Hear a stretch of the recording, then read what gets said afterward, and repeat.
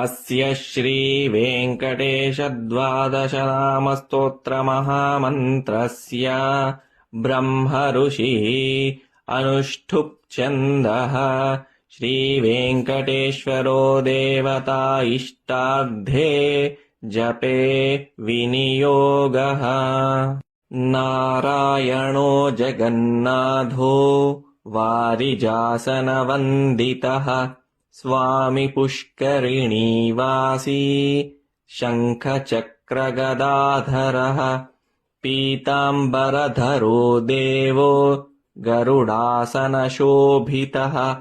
कन्दर्पकोटिलावण्यः कमलायतलोचनः इन्दिरापतिगोविन्दः चन्द्रसूर्यप्रभाकरः विश्वात्मा विश्वलोकेशो जय श्रीवेङ्कटेश्वरः। एतद्द्वादशनामानि त्रिसन्ध्यं यः पठेन्नरः दारिद्र्यदुःखनिर्मुक्तो धनधान्यसमृद्धिमान् जनवश्यं राजवश्यं सर्वकामार्थसिद्धिदम् दिव्यतेजः समाप्नोति दीर्घमायुश्च विन्दति ग्रहरोगादिनाशं च कामितार्थः फलप्रदम् इह जन्मनि सौख्यं च विष्णुसायुज्यमाप्नुयात्। इति श्रीब्रह्माण्डपुराणे श्रीवेङ्कटेश्वरस्वामि द्वादशनामस्तोत्रम् सम्पूर्णम्।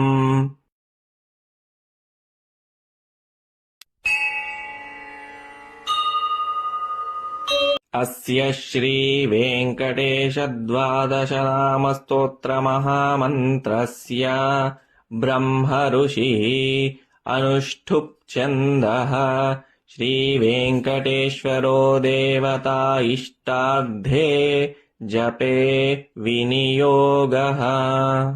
नारायणो जगन्नाथो वारिजासनवन्दितः स्वामी पुष्करिणीवासी शङ्खचक्रगदाधरः पीताम्बरधरो देवो गरुडासनशोभितः कन्दर्पकोटिलावण्यः कमलायतलोचनः इन्दिरापतिगोविन्दः चन्द्रसूर्यप्रभाकरः विश्वात्मा विश्वलोकेशो जय श्रीवेङ्कटेश्वरः। एतद्द्वादशनामानि त्रिसन्ध्यं यः पठेन्नरः दारिद्र्यदुःखनिर्मुक्तो धनधान्यसमृद्धिमान् जनवश्यं राजवश्यं सर्वकामार्थसिद्धिदम् दिव्यतेजः समाप्नोति दीर्घमायुश्च विन्दति ग्रहरोगादिनाशं च कामितार्थः फलप्रदम् इह जन्मनि सौख्यं च विष्णुसायुज्यमाप्नुयात्।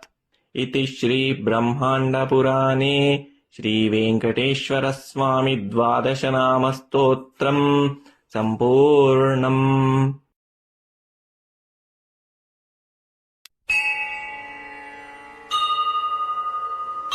अस्य श्रीवेङ्कटेशद्वादशनामस्तोत्रमहामन्त्रस्य ब्रह्मऋषिः अनुष्ठुप् छन्दः श्रीवेङ्कटेश्वरो देवता इष्टार्थे जपे विनियोगः।